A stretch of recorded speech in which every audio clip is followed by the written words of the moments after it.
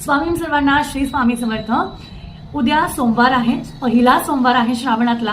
त्यामुळे ज्यांना कोणाला 16 सोमवाराचे व्रत करायचे आहेत ते नक्कीच उद्याच्या सोमवारपासून 16 सोमवारचे व्रत नक्कीच करू शकतात। बऱ्याच ताईंना इच्छा असते की माझी ही इच्छा पूर्ण व्हावी, लग्न व्हावं, मुलीचं लग्न व्हावं, एनिथिंग म्हणजे तुमची जी काही इच्छा असेल कोणत्याही इच्छेसाठी तुम्ही 16 सोमवारचं व्रत हे करू शकता।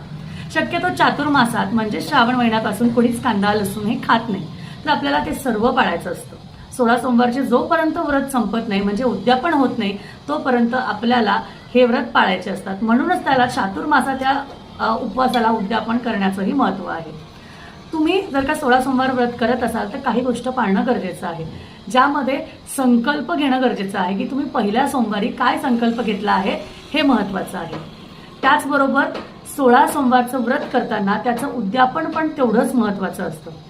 आता बऱ्याच जणांचं म्हणणं असतं की आपण वर्षभरातल्या कुठल्याही सोमवारी ही सेवा करू शकतो का, किंवा या व्रताची सुरुवात करू शकतो का? तर नाही, तुम्ही 16 सोमवारचं जे व्रत आहे ते फक्त आणि फक्त श्रावणातल्या सोमवारपासूनच करू शकता। म्हणजे तुम्ही पहिला असू दे का शेवटचा असू दे, पण श्रावणातल्या सोमवारपासून ही सेवा सुरू करायची असते। धन्यवाद। श्री स्वामी समर्थ।